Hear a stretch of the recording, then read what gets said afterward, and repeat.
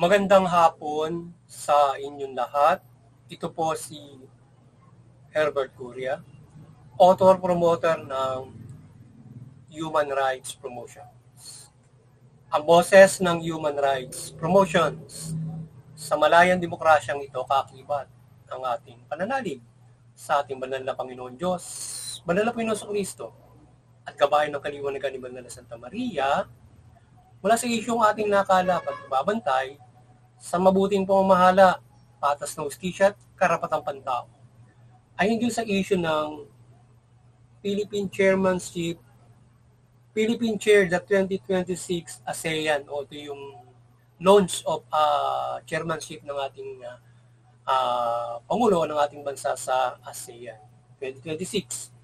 So, idinaos ang programa ng ASEAN Chairmanship para sa pagtatalaga ng sa ating bansa o mula sa ating Pangulong Marcos bilang chairman ng ASEAN 2026. So, yung tema ng ASEAN next year ay Navigating Our Future Together. So yung ating pamahalaan na kamakailan, nagdao sila para dun sa para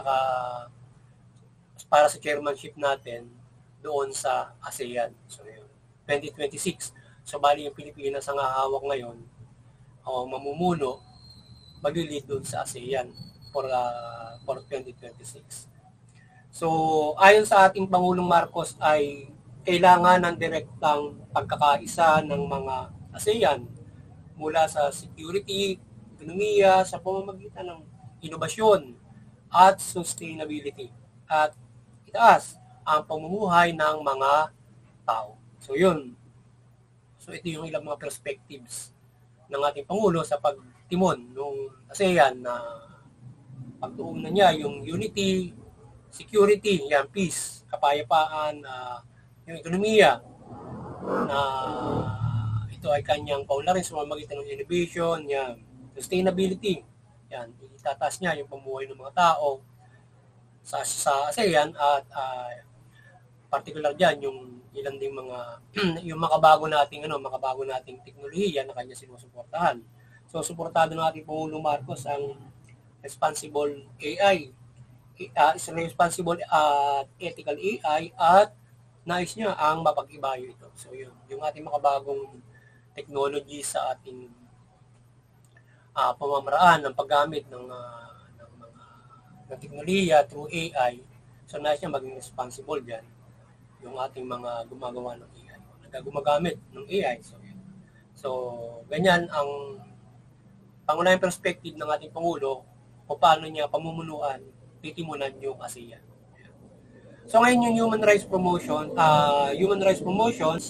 ay mariing sumusuporta sa mabuting pamamahala, patas na hustisya at karapatang pantao. At sa isyong ito, ng Philippine Chair 2026 ASEAN ay ating sinusuportahan yung ASEAN, syempre, at ang ating Pangulong Marcos. So, syempre, ang ating pamahalaan o ating bansa bilang maging host o chairman ng ASEAN 2026. Yan. So, ating hinihikayat ang sambayanang Pilipino na makisa sa ASEAN 2026 at bilang chairman ang ating bansa dito. So, yun.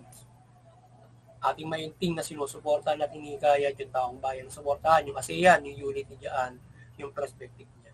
Then, suportahan natin yung ating pamahalaan, yung ating Pangulo, kung paano ito liligaratuhan, timunan para yung ASEAN ay magtulungan para sa ikabubuti ng bawat mamamayan niya sa mga layunin at napagkakasunduan ng ASEAN. Particular, siyempre, security, peace, bawat Asyano, at particular, siyempre, yung hindi lang ito basta ekonomiya, hindi lang ito pagtutulungan ng bawat mga kapamahalaan, kundi yung human rights. At yan ay isa sa mahalagang dapat na pagtuunan ng ASEAN kung paano yung mamamayan niya ay magtutulungan sila para mapaigting yung karapatang pantao. Then paano sila magde-develop na makapamumuhay ayon sa karapatan yung mga tao. So that is na kailangan na pagtimon na pagtutuunan ng ating Pangulong Marcos in ASEAN, hindi lang kagaya din sa APEC, hindi lang basta mag-trade, hindi lang basta nag-ugnayan, kundi ilan sa mga dapat pangunahin o base na dapat na pagtutuunan kapag nagpapaunlad ka, kasama siyempre yung karapatang pantao. Ang pag-unlad ay nakabase sa karapatan, hindi ba sa umuunlad at hindi lang ilan ng unlad, ilan negosyante, pati tao siyempre. So, pagbutihan ng ating pamahalaan, yung pag-host at paglalatag ng mga agenda, perspectives, at dapat pagtuunan at pag-ibayuhin ng ASEAN. So, ang mabubuo sa ASEAN 2026 at paggiya ng ating bansa o liderato ay inuway malaking bagay upang ang ating bansa at buong ASEAN ay makamit yung mabuting buhay mula sa karapatang pantao at iba't ibang layunin ng ASEAN. So yan, sana mapaigting nung Pangulong Marcos yung kung paano sa pamumuno niya sa bansa at pagsunod sa United Nations, pinapaigting niya yung human rights. Ganon din niya kaagapahin yung ASEAN in human rights implementation para yung buong ASEANO namumuhay ayon sa karapatan. So yun, mula dito sa ating ASEAN, syempre at the same time, pag-iibayo sa buong mundo na ang karapatang pantao supporting United Nations para ma-implement yung human rights sa buong mundo. So yung Pilipinas, syempre pangunahin tayo sumusunod diyan at tayo kaisa doon sa membership ng Human Rights Council. So dapat yung Pilipinas, kagaya yung pagpapaunlad na ginagawa ng Pangulong Marcos, isusulong niya ng lubos din sa ASEAN para mas mapaigting at magtulungan lalo para mapaunlad natin yung karapatang pantao natin. Hindi lang tayo unti-unting pinauunlad ng ating pamahalaan yung human rights, kagapay siyempre sila. At kagapay din tayo sa pagpapaunlad ng human rights doon sa kapwa natin mga ASEAN. So dapat yan ang ilan sa mga programa na pagtutuunan ng ating Pangulong Marcos sa pag-iibayo at pagtimon ng ASEAN. So,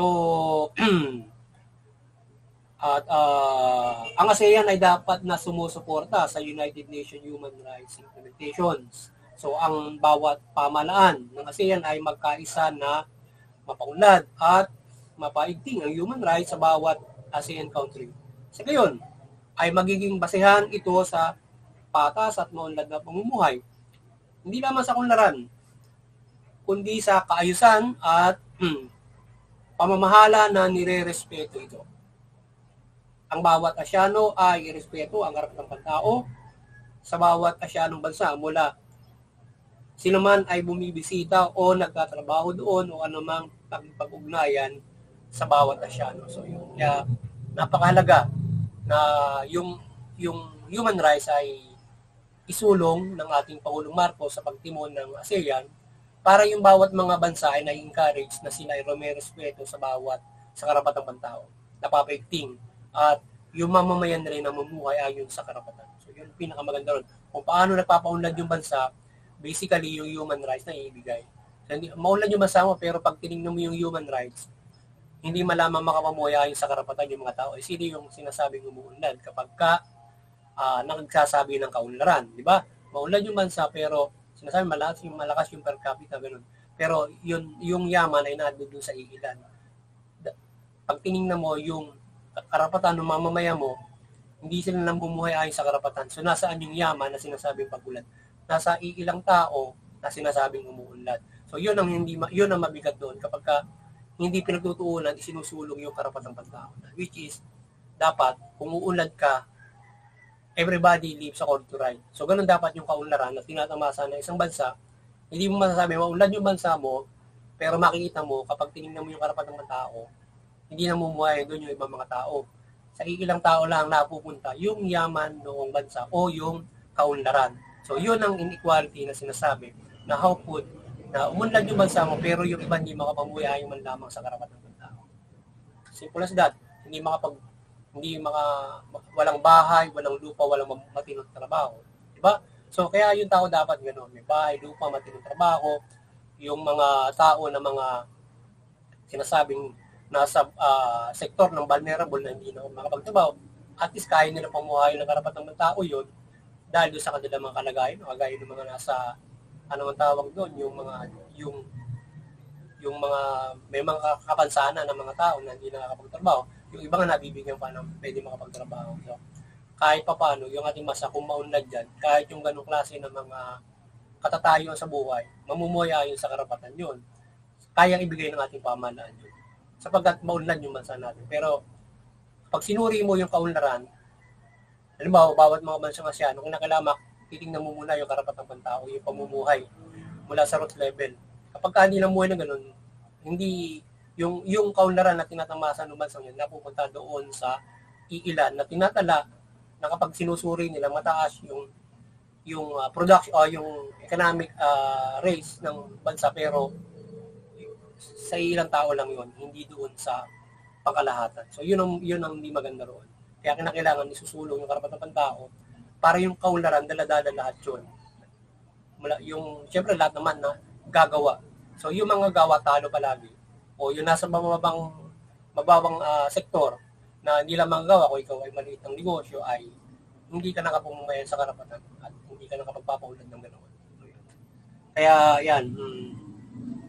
So kaya dapat yung ating at hindi lamang yon sa peace and order, sa pamamahala, hindi lang sa pamumuhay, kundi sa peace and order ay kinakailangan respeto yung karapatan. Sa bawat bansa kapag napatupad ng implement ng pamamahala, respetado yung karapatan. So yan, may karapatan sila, hindi sila agrabyado sa fair justice, sa pamumuhay, kaya nga social justice, sama-sama na lahat.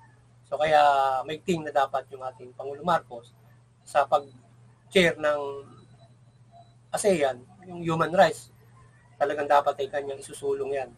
Ititimon niya doon sa paigtingin niya doon sa kasama naman sa perspective ng ASEAN yung human rights na ini-implement yan. So paigtingin na lang niya yun. So idalangin ng lipunang Pilipino ang ating pamahalaan na maigiya o mapamunuan ito ng mahusay at madala ito sa mabuting layunin at magpapatuloy ito. So yun, sana yun, idalangin natin yung ating pamahalaan, mapamunuan ng maayos yung ASEAN, tayo ay pagpalain ng Panginoon Diyos, sinasa natin yung ASEAN at siyempre yung buong mundo na makapamuhay tayo ayon din sa karapatang pantao, yung yaman ng mundo na ginawa ng Diyos, mahati ito ayon sa karapatan sa pamamagitan ng pagpapaunlad na ginagawa natin o sama-sama pagtatrabaho, anuman yung industriyang pinagtatrabaho mo o expertise mo, ay umayon tayo sa karapatan ng pamumuhay natin. Yun ang ibig sabihin, kung nakaayon ka sa karapatan ng pantao, really good.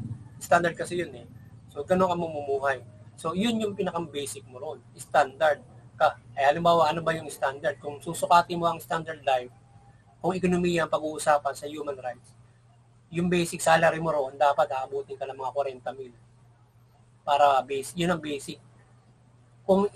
Kung ikukumpara mo sa ekonomiya ng Pilipinas, halimbawa sa purchasing power, or sa economic stability ng Pilipinas, dapat 40 mil yung sweldo ng tao para stable ka. Ikaw ay namumuhay sa karapatan. Kaya mong bumili, mag-amortize ng bahay at makapumuhay ka ng maayos. With, siguro 5 in the family yun eh. Mga 40,000. Mag-asawa, may 3 anak siguro. Ganun. Yun ang kaya ng buhay. Ngayon, kapag lumago na yung pamilya mo, syempre, mas mataas doon dapat nakakailanganin mo. Pero yun yung pinakang basic for the human rights. A family of 5 members, 40,000 yung dapat na budget. Yun ay ayon na doon sa karapatan yun. Nakapamuhay ka na kahit pero yung sa iba kapos pa yun.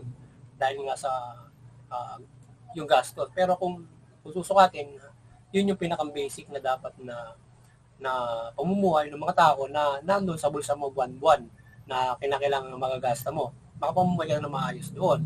Kung magsisimula ka sa zero, may 40,000 ka sa bulsa mo, regular job ka, pwede kang mag-amortize ng bahay with the help of the government na implementation yung kanilang pinapatupad sa pabahay. So makabibili ka ng murang pabahay ngayon. Tapos may trabaho ka, di ba? May bahay ka, meron kang 40,000 a month, so you live good. Tapos yung pagpapaaral mo, yung eskwelahan, libre, so hindi ka masyadong gagastos. Ang bibigay mo lang sa anak mo, baon. Saka yung baon lang araw-araw, mapamasahin nila, kakainin na ron, gastusin mo sa bahay. So, kukupap ka doon sa ganong klase ng pera na dapat sasahurin mo buwan-buwan. Pero hindi naman nakakamit natin yan. Yung basic salary, kasi ang basic salary natin yan, nasa 15 mil lang ata, o kulang-kulang na 20 mil. So, yun. Kaya kinakailangan, doble o triple ba kinakailangan para abutin yun. So, kaya yun ang mabigat doon.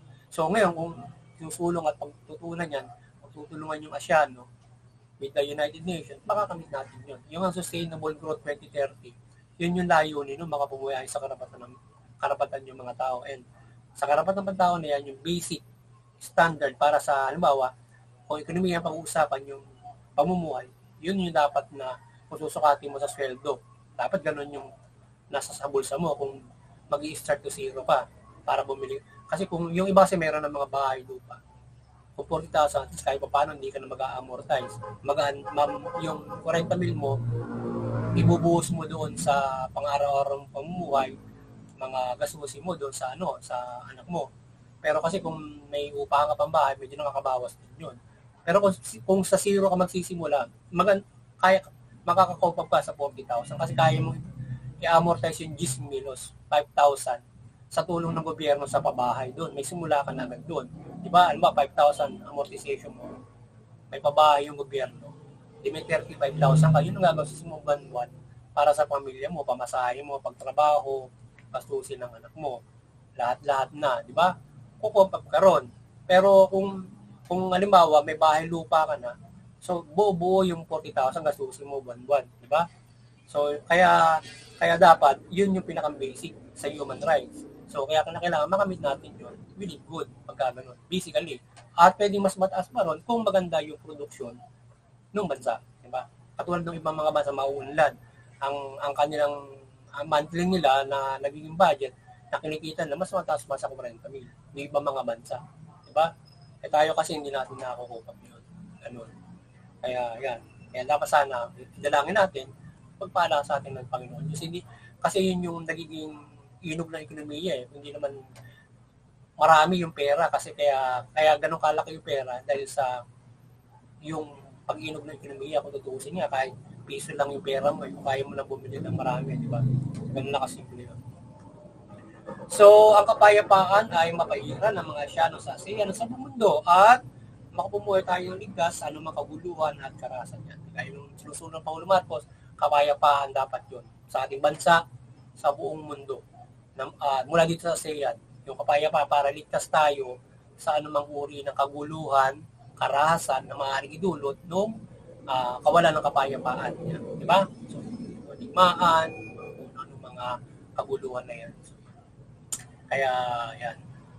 Kagaya nangyayari nga sa ating bansa, so mayroong problema. So, daanin natin yan sa legal, daanin natin sa wastong pamamalakad ng ating pamahalaan para mapanagot kung mayroong magtiwalino sa pamahalaan at mga mamamayan. Kung sino magumagawa ng kamalian, paitingin natin yung ating fair justice. Kagaya ng ating sinusulong palagi, ating sinusulong sa ating human rights promotion kasama ang mabuting pamamahala, fair justice, yan, na umiral yan. So yan yung ating sinusulong sa pamahalaan na mamahala ng mabuting fair justice from human rights. So ngayon, for the fair justice, yung sistema natin sa justisya, sistema ng pamahalaan, paitingin natin para kung may nagkamali, yung batas ang lalapat, hindi yung mayroong isang abusado, siyang mo yung paparusa, yung mga tao nagkakagulo, gusto sila magparusa. Hindi. We put out the government, gawin natin yung para sila magparusa, di ba? Ano lang simple yun. Sinasabi na, nagkakaproblema nga sa gobyerno, kaya nga tayo ay nagsasaboses at hinihikayat natin na magpairal ng patas ng sitya sa gobyerno. Di ba? Ganun. Dahil kasi, syempre yung iba nasa gobyerno, dadaan nila sa kapangyarihan nila, takipan. So, yun. Kaya nagiging matagal. Pero ang mahalaga, na pangyayari na mapairal yung mabuti. So, yun lang naman battle of good and evil. So, kahit medyo matagal, kahit medyo mahirap, basta nananalo palagi yung mabuti. Ganun na kasi. Even though tayo, kaya nga tayo napapairal ng mabuti dahil lalong-lalo nagiging maigting dahil nga sa nagiging talamak yung evilness from the government, mga taong gumagawa ng mali. Pero ang mahalaga, hindi tayo nawawala sa pananampalataya sa Panginoon Diyos at legalidad para hindi tayo nagkakasala sa batas at maging sa Diyos. So iyon at muli maliwanagan ng ating banal na Santa Maria. Panginoon Diyos, Panginoon Jesucristo, Banal na Espiritu Santo. Ang sambayan ng Pilipino, yung wala pamahalaan at mamamayang Pilipino yung pamahalaan, mamahala ng mabuti. Tuginin yung karapatang tao, patas na hustisya. Iwasan yung katiwalian, pang-abuso, opresyon. At yung mamamayan naman, Iwasan yung paglaban sa pamahalaan, paglabag sa batas, suportahan yung mabuting pamamahala, pagpapaliran ng karapatan ng tao, patas ng justisya. Sa gayon, makapamumuhay tayo ayon sa karapatan, mapayapa. Higit sa lahat, makakapanampalataya tayo sa banal na Panginoon Diyos sa ating pang-araw-araw na pumuhay at magkaroon tayo ng kaligtasang espiritu. So yun, magandang hapon sa inyo lahat at God bless. Sana ay magabayan ng ating Panginoon Diyos yung pamahalaan na ito ay magpahiran ng mabuti. Magandang hapon.